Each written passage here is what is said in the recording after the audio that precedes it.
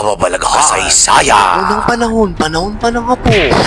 Ngayong araw mga kamangga, papunta nga kami doon sa may Fort Santiago sa Intramuros at napadaan niya ako dito sa may FEU at nagtataka lang ako dito sa aking panyo bakit rice kaya ayun napatingin yung asawa ko at nandito na nga kami ngayon sa simbahan ng Intramuros. Ito ang San Agustin Church at sobrang namanghalang naman talaga ako dito sa San Agustin Church dahil napakaganda ng kanilang simbahan at sobrang tagal na nito.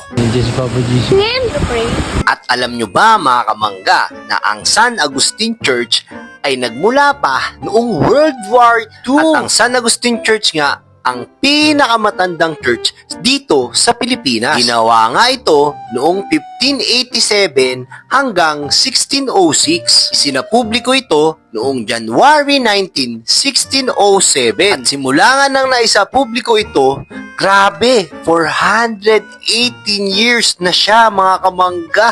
Grabe talaga, yun na talaga ang pinakamatagal na church dito sa Pilipinas. Ay! O sige, ikaw naman. Mangga. Let's go! Let's go! Yo, yo! Yo, yo, yo. Dito kami ngayon sa may church. Punta tayo dyan. Saan? Sa church? Opo, kunin na natin yan. Napunta tayo sa mangga. Fort Santiago. Ngayon mga kamangga, dumako naman nga tayo dito sa may Fort Santiago. Kung saan, yung voice over ako, ang kulit mo naman eh.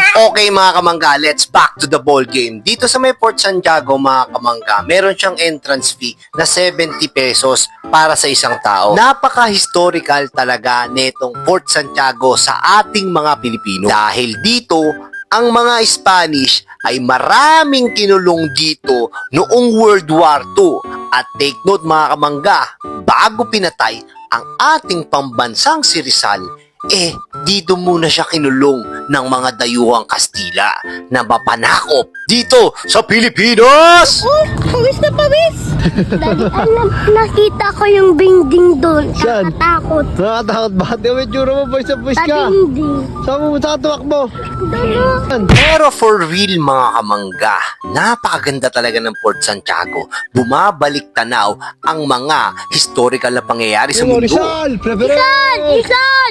At pinasok na namin ang tinatawag na The Dungeons in Fort Santiago. Nakakakilabot ang aking mga nakikita at nararamdaman nung mga araw na ito at ng mga oras na ito mga kamangga. Hindi ko sukat akalain na mga Pilipino ang mga dinudurog at kinukulong at inaapi dito sa may Fort Santiago na to. Kung makikita nyo mga kamangga, sobrang nakakadismaya at nakakatakot ang mga pangyayari dito dahil sobrang kinilabutan talaga ako dito mga kamangga, dito sa mga selda na to. Nakakamangha at talaga namang sobrang malalim ang kaisipan dito sa historical ng ating Pilipinas. Sana ang susunod na henerasyon ay ipagpatuloy pa rin nila ang historical at ganda ng ating Intramuros, Fort Santiago, Pilipinas!